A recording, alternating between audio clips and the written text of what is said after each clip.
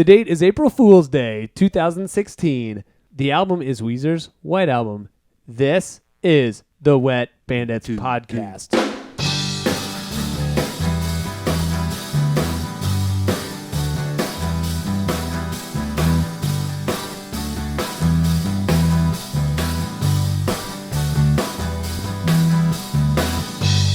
I got a story. The story once was told. Two young boys go into the liquor store where they sold their souls. And I got a story. The story once was told. Hello, and welcome to the podcast. My name is Weezie. This is Slammy B. And we have a special guest today. Listeners have been waiting for this for a long time. This is our number one guest besides Bad Shrimp Eating Kevin Brennan, which is unfair because he gets all his friends and gets bandmates and, whoever to listen to it. But our guest today is our second most popular, most listened to guest in the podcast history. It's my wife, Corinne. Hi, Corinne. Hello. Hello. She is so... Hello. She's mega excited. What she's most excited about is the leaps and bounds we've made since the last time we recorded. I was like, hey, look at this cool setup. And she was like, I don't remember what we did last time.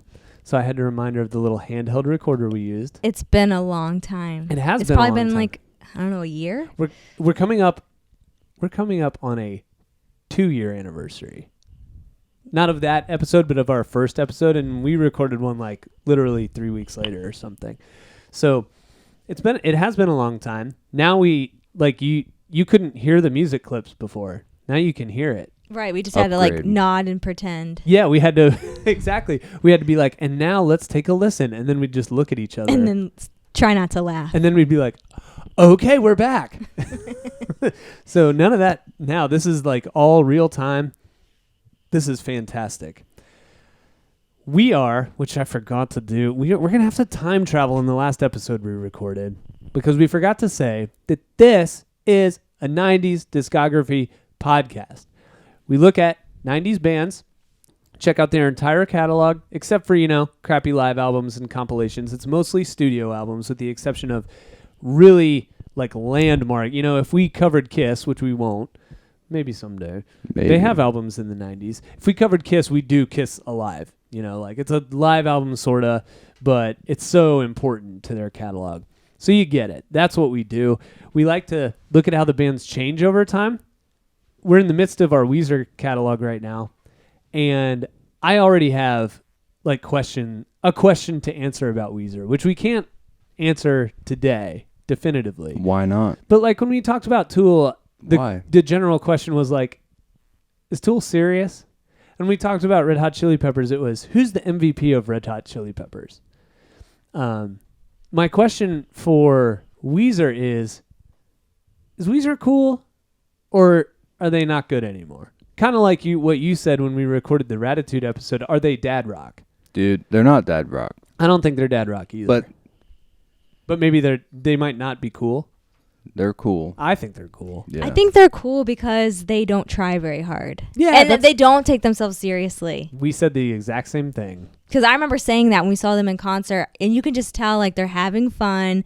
They know they have really, catchy tunes, and they're not trying to be super serious. So in a way, they're not super cool, but they're cool because they know they're not cool. That's right. You summarized it better than any. We can probably just stop. That's it. Investigation case closed. I think we should talk about the two people though that blocked our view from their concert. Oh my God, I forgot about this. So we talked about in the last episode we recorded. We talked about how I've seen them live. That it's not even that important. The last time we saw them was about a year ago for the Teal album / Black album tour. And Corinne, you remember, but we were up in the, it was inside. It was Nationwide Arena. And it was when we were leaving, right? It was the encore song. Yeah. So you know what old people do. The last song ends, and they Start to leave. they go to the parking lot. They want to get out of there. Well, this old couple left, and Weezer's encore break lasted like 15 seconds. Like they left the stage and came right back Like out. Tool. So yeah, so these old people are like, oh, they're gonna come back on again, and you know how we were like in very close to the, I don't know what you call it, the front row of the top level, right? So you've got the staircases right there, and this couple's getting ready to leave, and they just stop at the top of the staircase and decide to like dance there or something. But we could not see. No. Even when we were standing, we couldn't see because of the angle when you're on that staircase. Yeah, so we just videotaped them. We videotaped them watching Weezer, and those they were dad rocking. They were like mom jeans. It was the hips. Yeah. Hips, the swaying of the hips. They did not lie. The hips did not lie. They told a sad story. What song was it? Definitely the very last song they did was Buddy Holly. I think El Scorcho. I think it was El Scorcho and Buddy Holly, right? I don't know. I'm not sure. I don't remember. I could look it up on setlist.fm. I love that. Yeah, I know. It's place. fun. But what was cool about this Weezer show was they started, because one of the things I like to do is guess what they'll play first and last. And I guessed they would play Africa first. I thought they'd come right out with the song that everybody was there to hear, and with the exception of me. But they played Buddy Holly first, but they did a barbershop quartet version.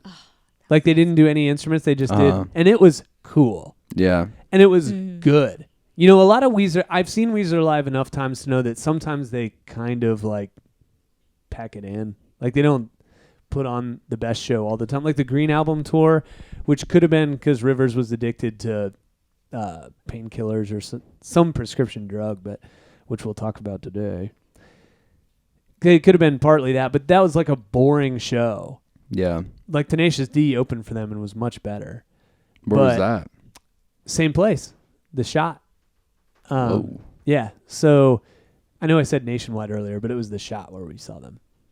And where was I going with that? Was Tenacious D full band? No, it was just the two of them, which was kind of disappointing. Yeah. I wanted to see the full band, but I have now seen the full band. Bucket list item crossed off. So what were we saying? What was I talking about? The opening. Oh, yeah. So the Barbershop Quartet was great. And then they did the actual song to close it, which was kind of cool to start and end with the same thing, just different styles. So yeah, that's what we do.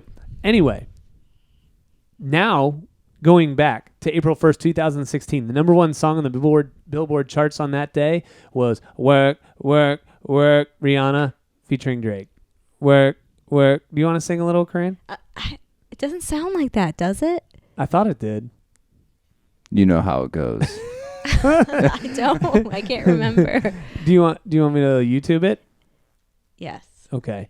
You guys say something while I look this up. Oh, it goes work, work, work, work, work. Like that. Oh yeah. Work, work, work, work, work, work, work, work, work, work. What am I singing? I think you're singing the Ella, Ella, eh. That wasn't what I was trying to sing, but I was definitely singing something different. It's a little in between. No, work, work, work, work, You're work. like, work, work, work. By the way, this reminds me that earlier I sang an Akon song, Uh-huh. but it wasn't Akon. It was Sean Kingston, which I'm gonna have to like. I don't know overdub. any. What you know what song is? Them all these beautiful girls. It sounds just like and I thought that was Akon, but it's not. It's Sean Kingston. Them all these beautiful girls. They always want to do you dirt. They got me suicidal. The podcast is good when Corinne's on it because she laughs at all my jokes or laughs at me. But That's why we're married. They only want to do you dirt. Number one mainstream rock song. This will make you laugh too, Corinne. The Sound of Silence by Disturbed. Oh. Do you know why that makes Corinne laugh? why? Speaking of dad rock, when this song got released, Corinne's dad posted it on Facebook and was like, beautiful.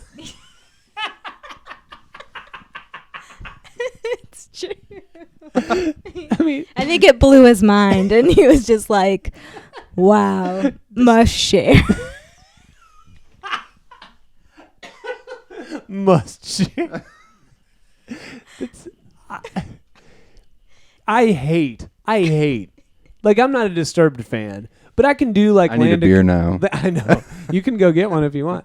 I you can want do. one? No, not yet. I'll wait for you. Okay.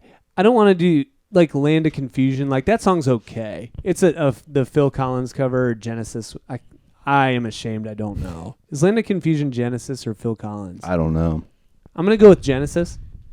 But like, there are some Disturbed songs I can tolerate, but Sound of Silence covered by Disturbed is just like the most predictable shit. Like, I could have told you exactly what that song was gonna sound like if you told me. Like, oh, guess what? Disturbed covered a Simon and Garfunkel song. You'd be like, oh, well, it's obviously gonna be Sound of Silence, and there's gonna be a whole fucking orchestra, and he's gonna yell like he always does, but it's gonna be like a little more reserved so dads can like it. That's what he's not gonna go, but he's gonna yell a little bit, right? Because Corinne's dad does not like, but he does like, the sound of silence. Dude, I want to record you doing the Sound of Sickness. Down with the sickness. Down, yeah. Right. Sound with the sickness. And make it my ringtone. Well, we can probably do that. Would probably be pretty hilarious. You know, we always do Tenacious For you D. only. We shouldn't. The bit before F her gently. They do that. Which one is that? Do you want me to? Oh, reenact no, it I know for you? which one it is. I mean, we can probably Yeah. reenact it here. Let's not. But I wanted to make, back when ringtones were a bigger deal, there were a whole lot of apps and programs you could use to make your own ringtone. And when I was less mature, I wanted to just cut the hard fucking, Instead of a bling. just repeating over and over, hard fucking, hard fucking, hard fucking. Because Kyle is so funny in that bit. Yeah. Just like, he's such a good straight. Okay, we're not here to talk about Tenacious D. We're here to talk about the top 5 albums on April 1st, 2016. Number 1. God, the last top 5 we did. 2016? Yeah, we just did October of 2009, and that was weird. You had like Now 32. Kids Glee Bop, with 3 55. Kids Bop 55. This is a weird one too. Number 1 that day, Life of Pablo, Kanye West. Don't know it. Don't know it. Never heard. Traveler, Chris Stapleton, number 2. Yeah, that's the one with Tennessee Whiskey, right? I assume so. Yeah. I don't know that album, but everybody knows the song, I feel like. Number 3, Lucas Graham. Never. Self-titled. I don't even know who that is. Is that... Is it a country person? I don't think so. What's the hit song? Fucking, I don't know. There's too many. Like, I can't research all these, so I don't. I thought you had a bionic brain, bro. I have a bionic brain for track lists on the albums that I own, which is a lot, so that's good, but I don't know about this. Is that one of the first things he told you? Like, Mike, what are your hobbies? He's like, well... Bionic brain. Bionic brain is And I can... a special talent. I can remember Special the track talents. lists from all these albums. No, but we both kind of have this good musical recall, I guess you could say. Oh, yeah, when we go to trivia, we smash it up. Yeah, just us two. Mm-hmm. Yep, it's true. We fill in the holes. The holes. Yeah, Like a puzzle piece. like a puzzle piece. Like, if I don't know the cool songs, like the R&B and the modern stuff, Corinne knows. Or I'll just pull something completely out of my ass. She has, you know how sometimes you go to trivia and like someone will ask a question. I'm this type. When I was in high school, if we took a test, I'd hand it in 20 minutes. Yeah. Like, I was always done. Like, You're like, I know it or I don't. I either Done. know it or I don't. I'm not going to sit here and think about it and like all of a sudden it'll just like magically come to me. But Corinne sometimes will just sit there and somehow it just comes to her eventually. That is something I do not understand. I don't know how that happens, I know. but it's impressive when it happens. I just watched a lot of TV growing up. MTV, Right. CD commercials. Right, the scrolling. The scrolling screens. Mhm. I just memorized those. Cool. Yeah. Anyway. Yeah, good. Number 4, Weezer's White Album that we're going to talk about today. I said on the the Make Believe episode, because that album debuted at number 2, I said that was the highest Weezer ever got and the highest they would ever get. And I was wrong. The Weezer White Album also got to number 2 eventually. Didn't debut there, but it eventually got to number 2. So I was wrong about that. Corrected here and now. Number 5, 2088, self-titled. Anybody ever heard of 2088? Going once. In the year 25. No, I've never heard that one. But that was the 5th best-selling album on that date. Let's roll through some stuff, all right? Let's do Little it. background, okay? This is the first album that was produced by Jake Sinclair. That is mostly notable because Jake Sinclair fronted a Weezer cover band called Weezer, which is a great Weezer cover band name.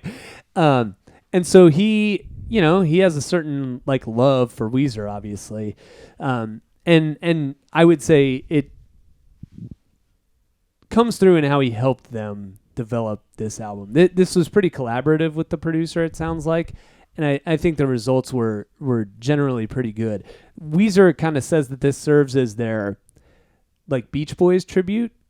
It doesn't really sound much like Beach Boys to me, but it is in theme. Like the whole White Album is mostly like West Coast themed. And the album cover. And that was apparently the producer's idea mostly. He was like, why don't we do like a beach themed album? And Rivers, apparently his quote was something along the lines of, it was so obvious we never thought of it. We're the perfect band to do something like this. So they were all on board, and yeah, just like we always talk about, and maybe this is what was missing from an album like Ratitude and maybe Hurley and stuff, but we talk a lot about how Rivers has this weird songwriting thing where he does like experiments, like he does thought experiments and general like life experiments and turns them into a songwriting experiment, like stay up for 24 straight hours, do 5 shots of tequila, bang your head against a wall, write a song and see what comes out of it, right? He didn't really do that with Ratitude. I don't think he did, to my knowledge, did much of it with Hurley either. But when you get to this album, he goes back to that a little bit. He experiments with Tinder in the song. I actually had to write this part up, but he experiments with, like, he would meet people on Tinder and use that. He's not dating them. He just used Tinder to meet them and then use that experience to write songs, which is kind of interesting. He also used this certain cut-up technique where he would like think of lines of lyrics and put them in a spreadsheet and more or less like randomize them and then cut and paste parts of these like cool lyrics into a song he had already written, which ends up one song that he did that with ends up being Good Thing, Girl We Got a Good Thing, which was originally a song he was going to call Codependent and was going to be much sadder. But the song itself, and we'll get to it, is much like happier, so it didn't fit. So he used these like snippets of other lyrics to turn it into that song. So anyway, we don't usually blow through that much. Do you guys have any? Nothing? Why would you? Which album number is this? This is 11. Because I am getting lost. It's easy to get lost. Dude, this is the end, Van Weezer. Yeah. Hopefully, like, that's something I think I'll love. After Really? listening to all of this Weezer stuff, I'll be like, dude, they rock. Yeah. This is why I like doing the discographies, is because I'm starting to flesh out the stages of Weezer. For one thing I've noticed that I would not have realized if we hadn't done this way is, 1, the songwriting experiments that he does, and 2, the themes. Yeah. Like, a lot of reviewers said this was a concept album. And from what I've seen, pretty much every Weezer album is a concept album. Maybe The Blue is the least concept-y of the ones we've talked about, but Pinkerton is all about his post Blue album Rockstardom. Green, we talked about how it kind of sounds like almost oldies done Weezer style, right?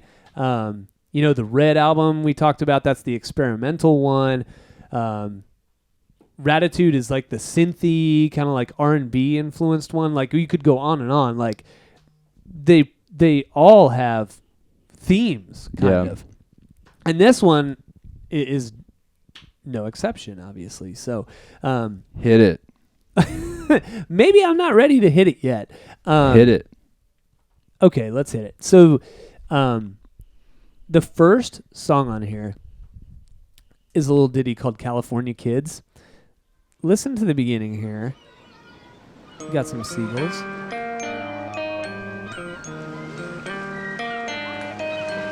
Hard pause.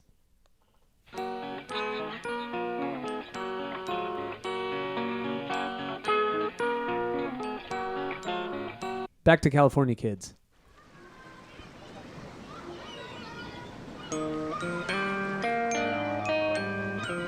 I know they're not the same, but they're kind of reminiscent of one another, right? Kinda. That was Pink Triangle from Pinkerton. Oh. That was second. Kind of similar. I don't think this is trying to be Pinkerton. It's just a thing. You heard it. Yeah. Anyway, a little more of this one to refresh y'all's memories.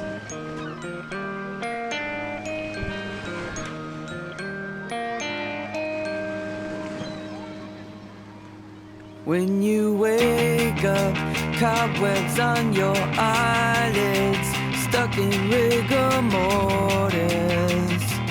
Whoa, just get going till you hit the ocean and you turn Californian. Whoa, you don't have to have the answers. Don't you worry, don't you worry. It's gonna be alright if you're on a sinking ship. The California kids will throw you a lifeline. And if you're up all night thinking about something you did, the California kids will show you. Good kickoff, right? I was gonna say, I think it starts off strong. Like that could almost be like an encore, like a finale song where everyone's singing along, and Yeah. but it starts off just like right off the gate. Yeah, and that little riff is what you're. I think the same thing. Like how it has like a rolling forward like feel to it. That's not a good explanation for it, but it definitely has like an exciting like climactic feel to it. What do you think? Dude, like in Ratitude, Yeah. like they had those vocals. Like, you know what I'm talking about? Kind of like the early 2000s rock band Yeah, with the Gotcha. harmonies and Yep, stuff. yep. And then they pulled this off. Like, dude, Weezer could be anything that they want. Yeah, this is a more like classic. They could just do sound. whatever they want. Mm-hmm. Yeah, I get what you're saying. I don't want to get into it too much, but when we recorded the Ratitude episode, Sam compared Rivers to Prince, which I thought was weird at first, and then we basically talked each other into it, that he's like the modern version of Prince.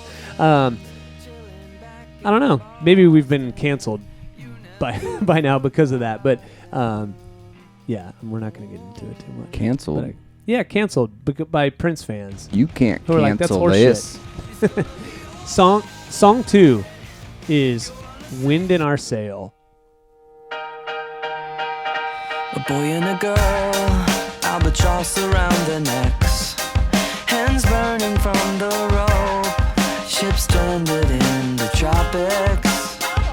Acidification wiped out the tiger shark. Let's try to save their souls and trust the man with the Torah. We got the wind in our sail, like Darwin on the Beagle, and then now experimenting with the breed. We got the wind in our sail, and we can do so many great things together. Breathe in the salt,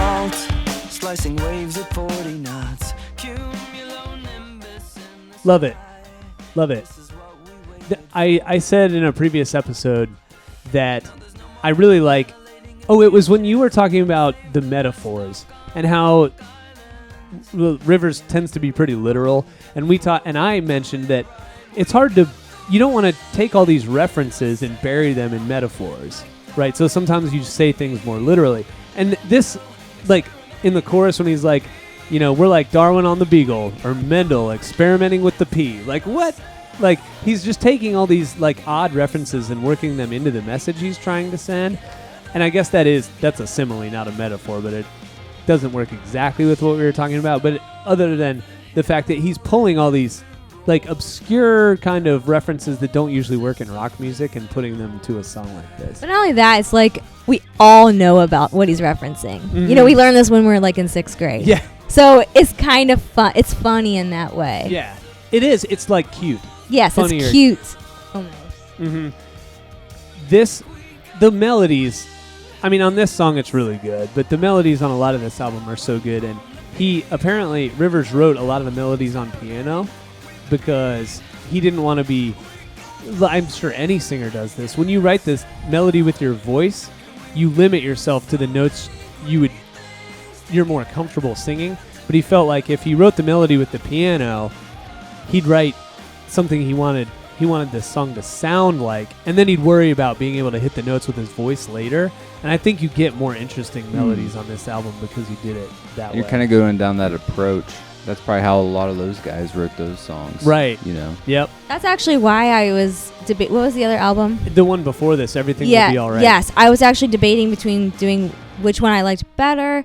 And that was the one thing I was thinking. I just couldn't think of it. But this one has so many more ranges that it keeps me interested. Mm-hmm. Whereas the other one, every song just kind of rolls into the next because they're all kind of in that same, like, you know, like phase of notes. Like, there's just not a lot of range. And so I would find myself like, oh my God, I got to song 12. Like, I didn't even realize I got past the last 5. Aren't those the best? I don't think so. I mean, for me, I like it when each song kind of stands out on its own, and I kind of like am more in tuned, and I don't like daze out. Like I can see where both could work, you know. But I think what you're saying is here each song has an identity, and you're kind of saying like you lose yourself in the like theme of the album. Yeah. But you get both here. You get the theme, like the West Coast theme, but every song does have its own like unique sound and identity.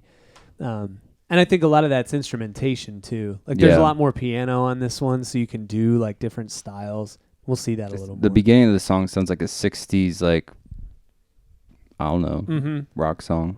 I love the chorus. I love this song, period. I also love the whistle at the end for no reason. Whoops. Oh, I love it. That is a whistle, right? That's what it sounds like a lifeguard whistle. I mean, again, it's just something that's really cute and quirky. Yeah, very quirky. Yep. I love that song. The first single is the third song on the album. It's Thank God for Girls. This is one of the Tinder songs that he got through his...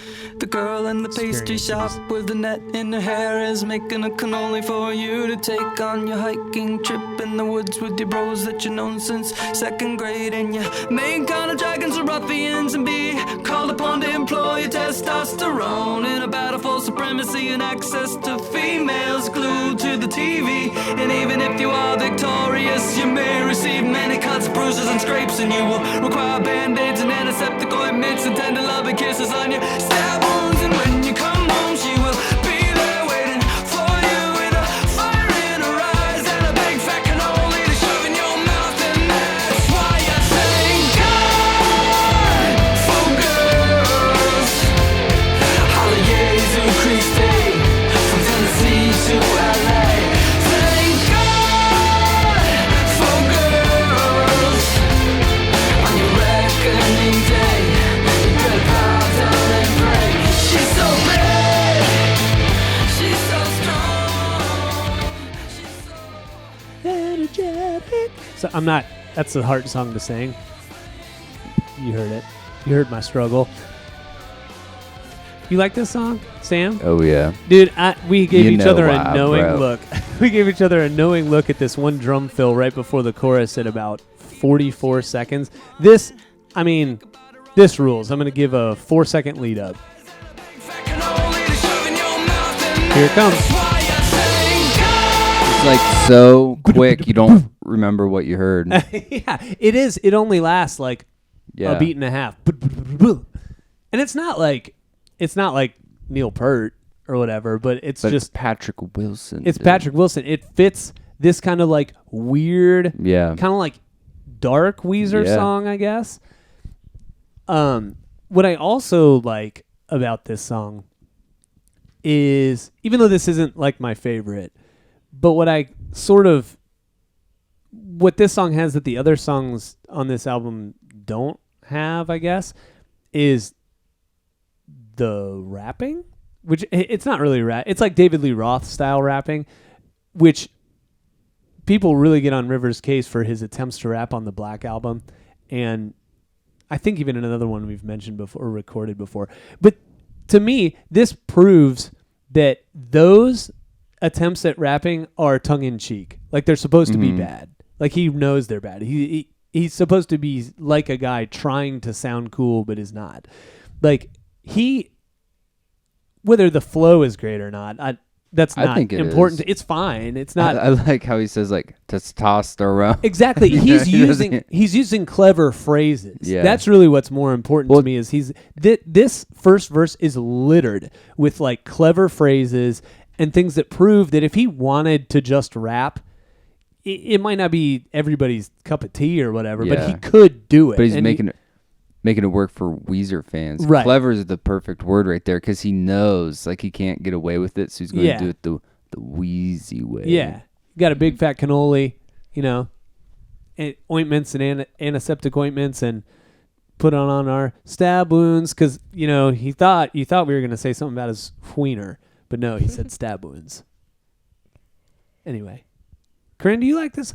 I remember thinking you liked this song a lot, and then I think you told me you're just okay with it. Well, I thought you said you did not like this song. It's grown on me. See, that's exactly what happened to me. So obviously I'm a girl, so I feel like I'm going to be like, oh, the chorus. And I'm like, oh, that's so annoying.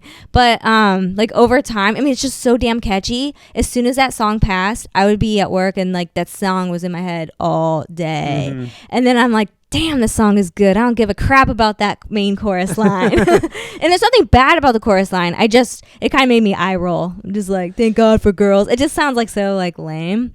But the rest of it's so good. I don't care. And again, I think Thank God for Girls is tongue in cheek. Like it's supposed right. to. Right. He's not singing actually, like a bro. Yeah. And he's not really a bro. But Do you like Tenacious D? I don't. Yes, I do from what I know. But I actually more just like the bits. The bits are good too. Yeah. You're allowed to like the bits. Corinne and I will listen to a lot of the first album because those are the best bits. Will it It's like a road bit, trips and stuff? But I do. I think I just love humor. So if something is funny, like I'm not into Weird Al kind of humor songs. I don't like that spoofy stuff. But I do like the style of Tenacious D because it's legit. Like I can't stop laughing. It's, I just asked because it's like similar situation kind of. Yeah, we've been comparing Weezer a lot to Tenacious D. They're not as overtly funny, but you were talking about slob. Like I hadn't thought about that from Maladroit, but it is kind of like Tenacious D sounding. Actually, this one kind of fits in. Thank God for Girls sort of fits in there too. Like there are times when I laugh at this song, and it's in a similar vein. So the fourth song. Are we ready for the fourth song? This is one I've mentioned already. Parentheses, Girl We Gotta, end parentheses, Good Thing. This is the one that was supposed to be called Codependent and was going to have more sad lyrics, but ends up being a decidedly happier tune, I would say. This sounds like Beach Boys. Girl, we got a good thing. You know where this is heading. Just a couple of birds, happy to be singing. Girl, we got a good thing, and I don't see this ending. You wanna fly, you wanna flee, you wanna get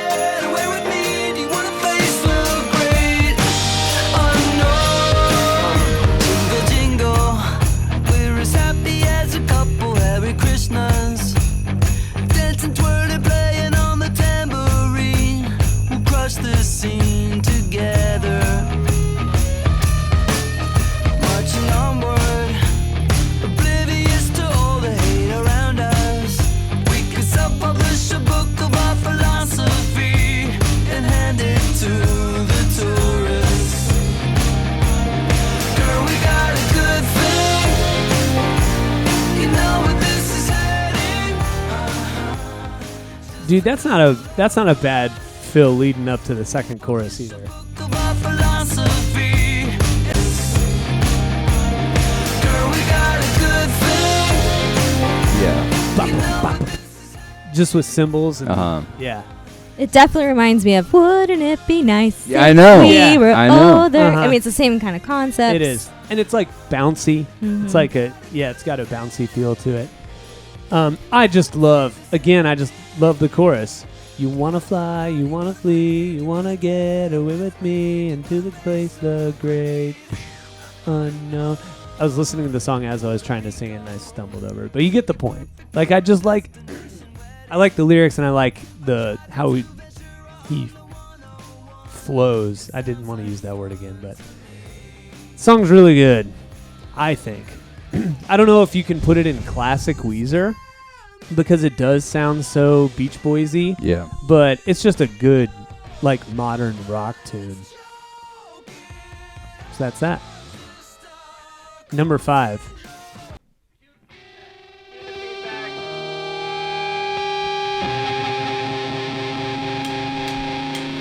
Crush up the blue and inhale through your nose. Scrape every cork from the wood in the floor.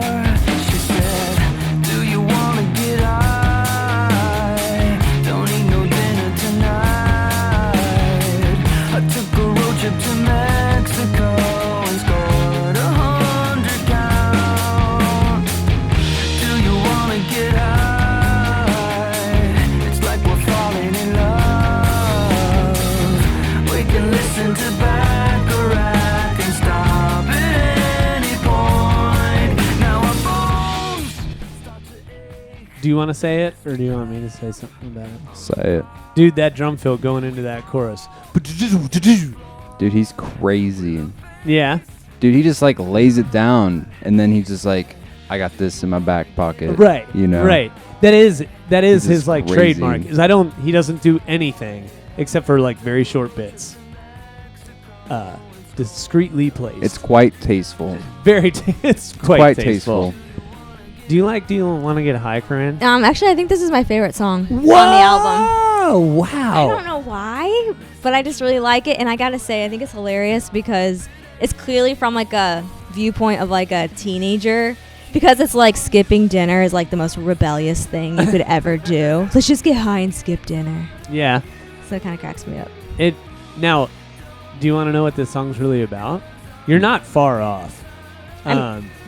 This song is about his relationship. I mentioned earlier that we would talk about his addiction to prescription pills. So this was about him being addicted to prescription pills and his girlfriend at the time. So this isn't like a happy song for him, apparently. But what I thought was most interesting was this refers to a time from like 2000 to 2001. That was when he was addicted, apparently. And the girlfriend he's referring to is the same girlfriend that Oh Girlfriend, the song, is about from the Green album. So, I mean, that's 15 years ago. But I don't know. I found that kind of interesting that the girl in this is the same girl as Oh Girlfriend. But that's that. This was the second single. I've never heard this on the radio. But I don't listen to the radio, I guess. I feel like I never hear Weezer songs on the radio. This is pretty catchy. Yeah. Mm-hmm. So It's catchy, but I feel like it's a little edgier. it is edgier. Yeah. And maybe that's why I like it. It's in the edgy Thank God for Girls realm. It might even be edgier than Thank God for Girls, because Thank God for Girls is so clearly a joke. Yeah. The third and final single from this album is King of the World.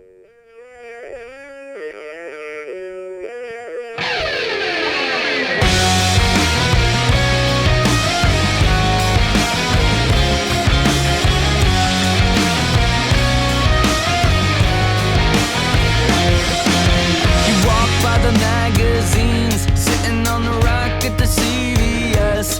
One more sad movie star divorce. 300 died in an airplane wreck. And you think of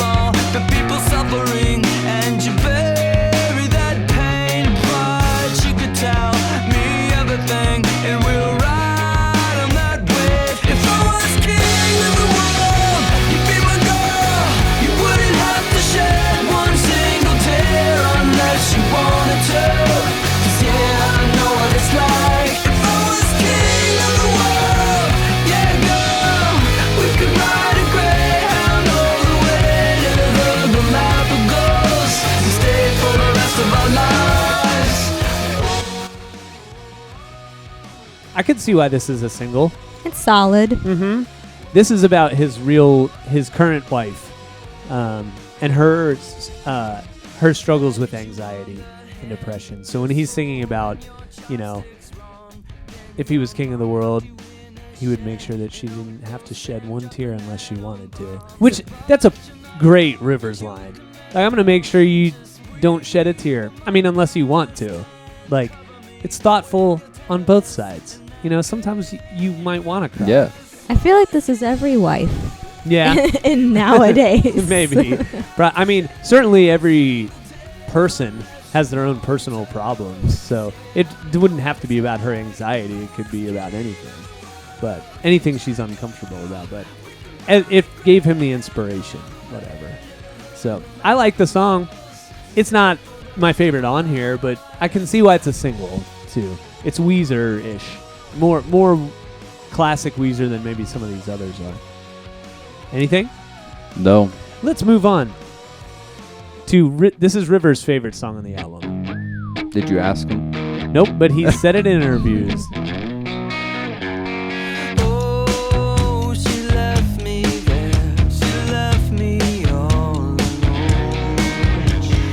Oh, but I don't care. No, I don't mind at all. What really happened? I got distracted. I suck at getting off the phone. Boy in the bubble, saying I love you. I should have written her a note. Somewhere in drunk Dory, when I'm feeling lonely, I don't wanna go. Somewhere in drunk Dory, wish that they would show me I can let 'em go.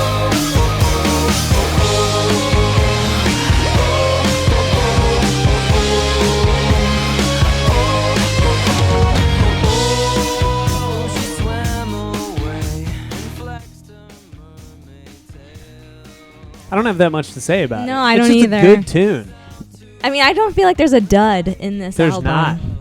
There's not. It's strong. It's just all you want to jump up and down and shout with your Yeehaw. friends and yeah. celebrate isolation, and Yeah. it'd be great. We keep bringing up Ratitude because we just recorded it. And I don't think there's like a weak one on a mega weak one on Ratitude. Like, I can listen to that whole thing. And I'd say the same thing about this one, but somehow for me, this one is much stronger than Ratitude. Maybe it's because it's more pure, like old school, like rock and roll. And Ratitude's a little more like an attempt to be current back in 2009. But I don't know. This is strong for me. You like this song at all? Yeah. I think songs like this, like at the beginning, Yeah. you can hear like his Nirvana influence on Oh, guitar. yeah. On the guitar at the Is beginning that of him this playing song? guitar? Yeah. Oh, yeah. No, Yeah. know what I'm saying? Well, this song sounds like Lithium yeah. at the beginning. For sure. For sure. I'd never noticed that until you said Nirvana, but that sounds like Lithium at the beginning. Here you go, Bandits. Listen to the beginning. I'm going to go straight back to the beginning.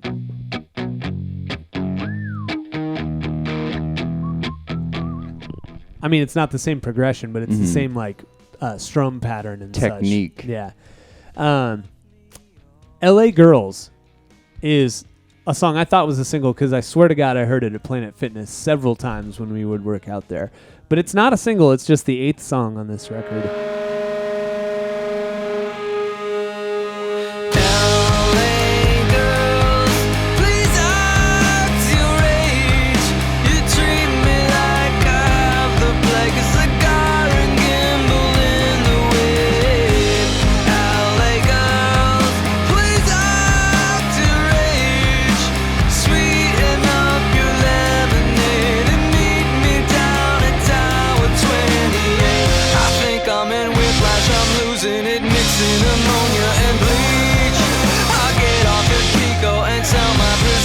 So you will know just how I feel.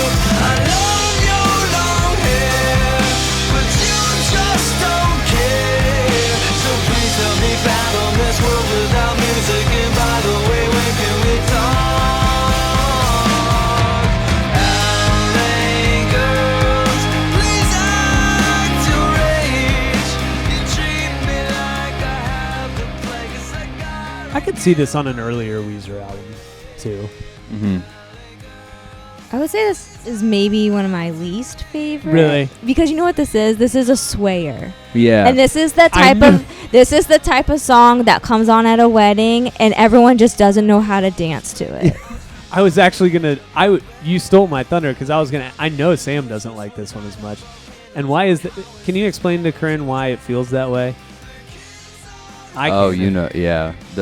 Because it's in 6/8. Yeah. What you're saying, Corinne, what you're saying is it's a waltz. It's basically a rock waltz. So like the time signature is what makes it feel sway-y like that. And Sam doesn't like Weezer songs that are in 6/8. I don't like any songs really. Yeah, which is funny to me because when I think of Weezer, even though they don't do like many 6/8 songs, when I write songs that intentionally are supposed to sound like Weezer, I write them in 6/8 because that's what I think of is stuff like this. Because it is bouncier, but you're right. It's also like kind of a lazy sway, which if you played this, I love this part of the song.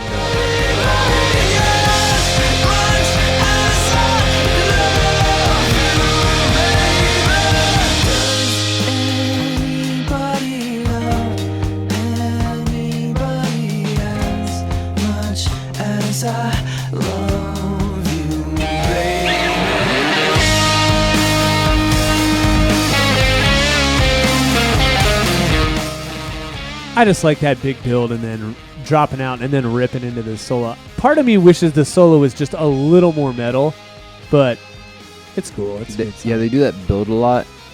I don't want to say it's awkward, but it's like the kick is just dun dun dun dun. It's not like no dynamics. Yes, yeah, he does. Yeah, it's just like constant dun dun dun dun dun dun dun. Yeah, they're really like pounding you into submission, kind of. Number 9, we've talked already about how this album's kind of diverse. This is one of those that is very different for a Weezer song. If I stay the night, will I fall in love? If I stroke your hair, it's gonna hurt so much. Stranded in the Kalahari, will you share your flask? If I stay the night, will I fall in love? All jacked up over you.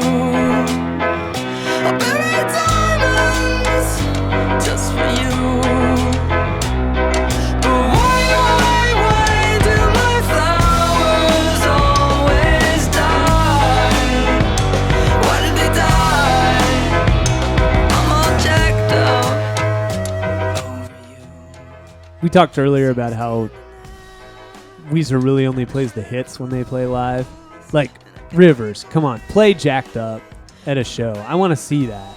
I feel bad because I feel like a lot of the songs I love are the ones that are least Weezer. Do you like this one? I love this song. Me too. But I also there's some other songs I like that are clearly like duets, like odd one-off ones, like they're not really traditional. Oh yeah, because from Everything Will Be Alright, Corinne really likes Go Away. The one that I'm kind of like, oh, that song's boring. But it's not at all like a Weezer song. Yeah.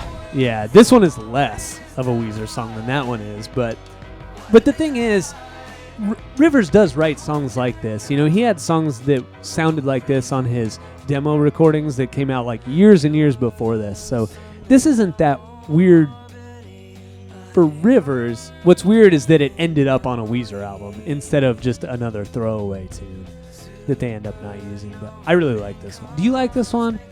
No? No, I had it as my cut. Holy shit. We're not even there yet, but oh my god. Well, we'll get there when we get there. The last song on here is Endless Bummer. Hey, hey, hey, hey, hey, hey, hey, hey. I just want the summer to end. What's the point of trying to pretend? She told me to follow the rules. Not all 19-year-olds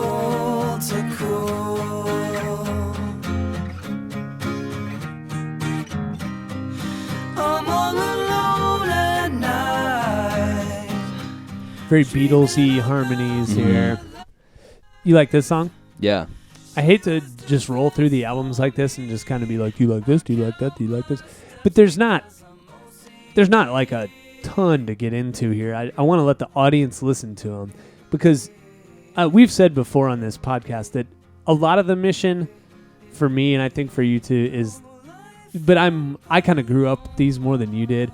But like if you were a Weezer fan who kind of stopped buying albums, like I was a Foo Fighters fan who stopped buying albums after There's Nothing Left to Lose.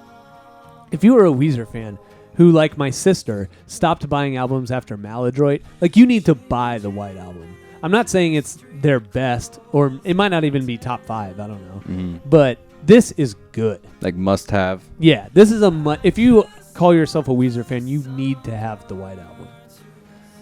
That's my take. Endless Bummer's fine. It's not a great song, but it's a good ender to this one. Like it fits the theme, and it's a good enough tune. What do you think, Karen? Yeah, no, I agree. It's not exciting, but it's just kind of like, okay, it's over. It's ending. Let me put it this way. If it were in the middle of the album, I'd probably cut it. I'd skip it But every time. Because it's the last song, I can't cut it. Yeah, it is a good last song. You know what time it is?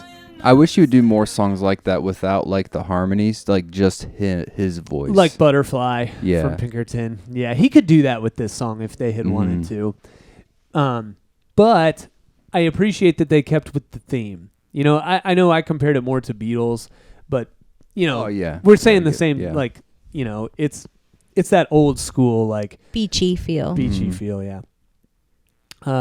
So now's the part of the episode where you do Cover Cut Hidden Gem, where we pick what song from this album the Wet Bandits would cover, or Corinne's band if she wanted, which song we cut from the album, and which song is not a single that we like the best. That's the hidden gem. I forgot to warn Corinne about this. Not prepared. So she's not prepared, but you're going to have to think about it while Sam and I go through.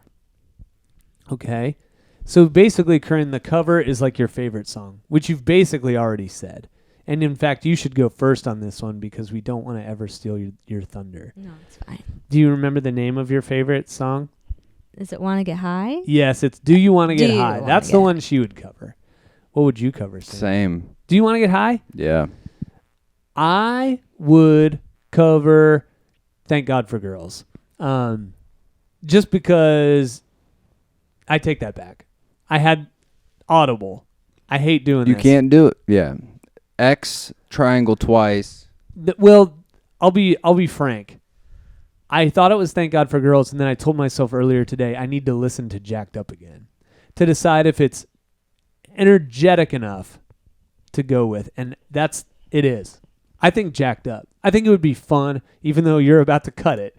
I think Jacked Up, if the Wet Bandits did it, would be like, I love the drum feel on that song. I love what he's like, just pulling on that open hi-hat. Okay, Audible. You're not going to cut it? No.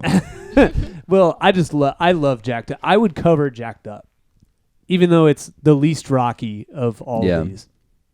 Do you know which one you like the least, Corinne, that you'd cut? Probably the last one, but I mean, again, it makes sense in the album. Yeah. But I mean, I could easily just turn off the CD and then move on. Good point. Like if I'm driving in the car, I might hit that radio button. And Jacked Up is almost different enough that it could be last, I suppose.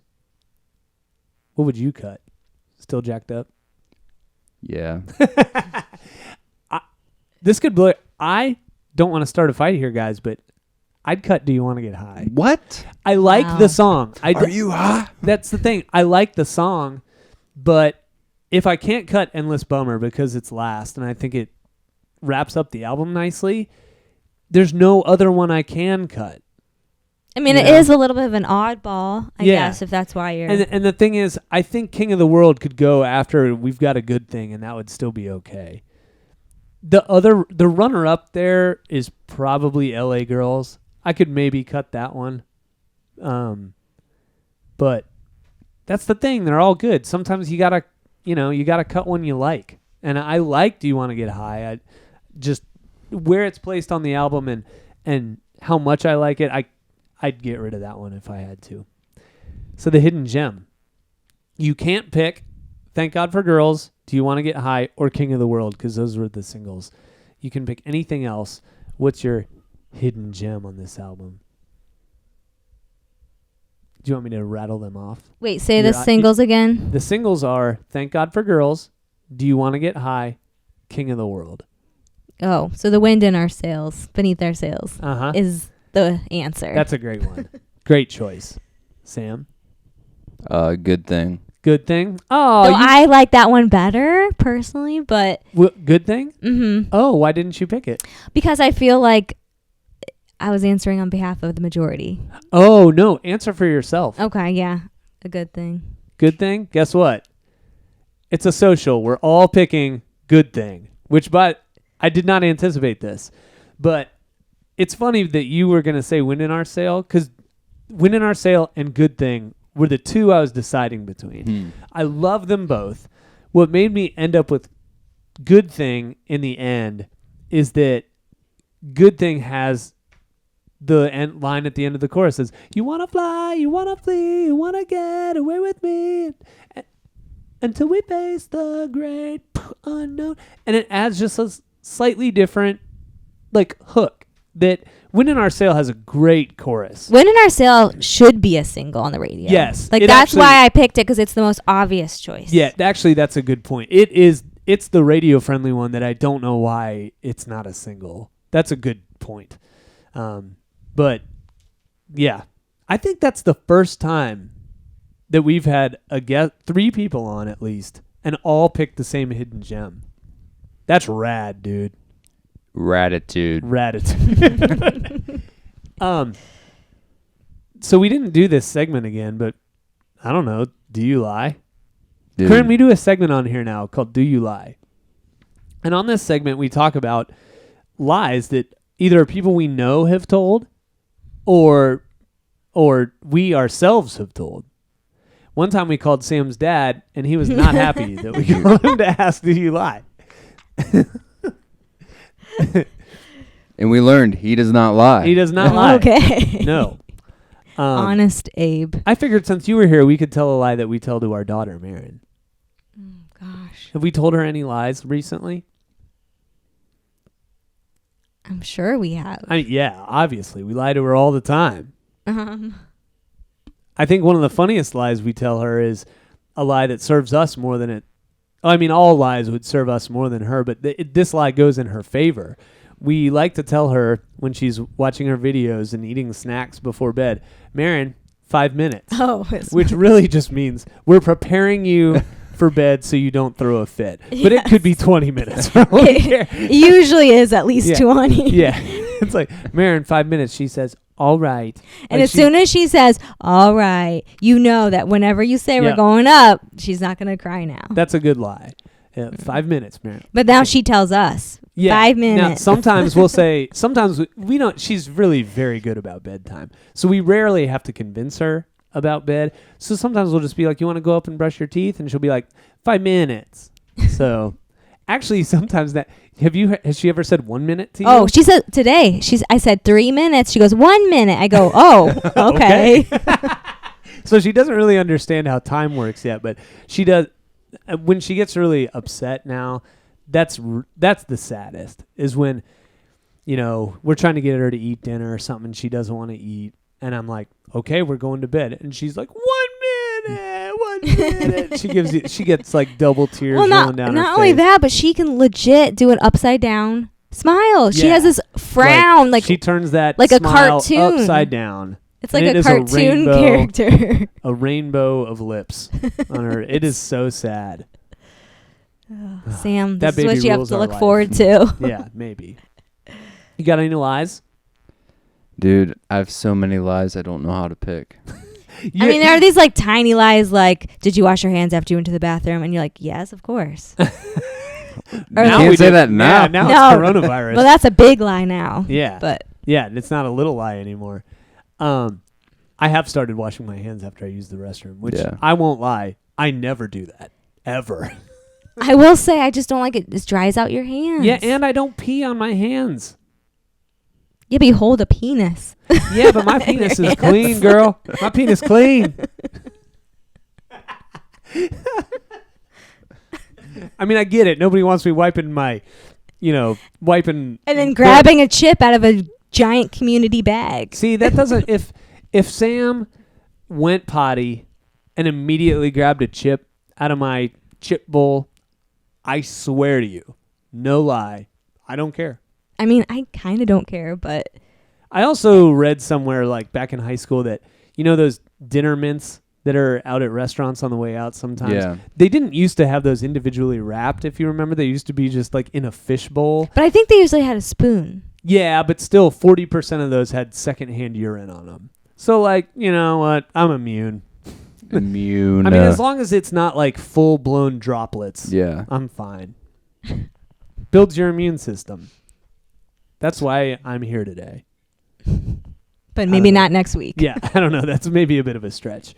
So, that's the Do You Lie segment. Yeah. One of our fans' favorite segments. Yeah, definitely that penis bit is going to be, when we do the social media, that's going to end up on there, a sound clip of I'm sure that's the my first. wife saying, well, they don't want you read to it. What? Yep. And then we'll get, I don't know. Can you get censored? You can get censored on Instagram. Did you see, today is St. Patrick's Day when we're recording this. Did you see Cardi B's tweet? Mm-mm. Jesus Christ. How did you see it? Well, because someone retweeted it. And there's a whole lot about the coronavirus going on. And so the first thing, she did like a short video where the first thing is supposed to be like, here's what to do about coronavirus. And then it immediately cuts to just a bleached asshole farting. Like it's just a close-up of a butthole farting. And then Dave Chappelle going, gotcha, bitch. And, which is admittedly funny, but god damn it. So gross. And certainly that leads to my question, can you get censored on Instagram? This was on Twitter, not Instagram, but yeah. I mean, I know nudity you can. Well, this naked butthole farting should count as nudity, for God's sake. Well, a lot of times it takes some time before they go back and they delete it. If it didn't fart, I would have thought it was a volcano because it's so close up. You can barely tell that it's like inside a crack. She's tricked Instagram. It could be like a whole elevated, but once that thing farts, you get the perspective. It's like an illusion, and you like tilt your head. Yep. Tilt your head, and you're that's a butthole. God damn it. Wait a minute. You lied. There it is. That's the Do You Lie of the week. Okay. That's a good stopping point. Don't you think? Bye. No, not bye. We gotta do all the thank yous and stuff. Thank you to me for producing and doing most of the social media. Sam sends me 2/3 of a picture a week right now. Yeah. It could be a butthole. Right. We don't know. Hopefully not. Thank you to Sam for our theme song. Thank me for the Wet Bandits logo artwork. Thank me and Sam for the production here. Thanks to our guest, my wife, Corinne. Thanks for coming on. Yeah. It's always more fun when there's more laughs when you're on here, even though it's only been twice. This is going to skyrocket to our most popular episode of all time.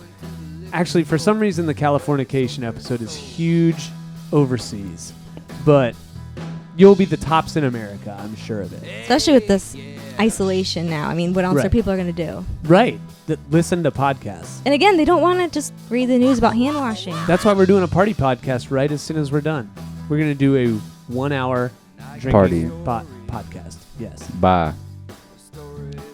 Follow us on Instagram, Wet Bandits Pod, and Facebook. We have like 1 like on Facebook. That's because we don't do anything there. Go to the Instagram and the Twitter. That's where it's at, people. Podcast, social media is Instagram. Hit us up there. Wet Bandits Pod. Now, Sam, take it away. Bye. Bye. Get wet. Where they sold their souls.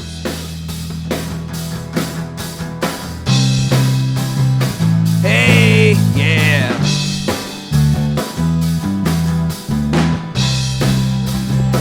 Oh, wow, wow, wow.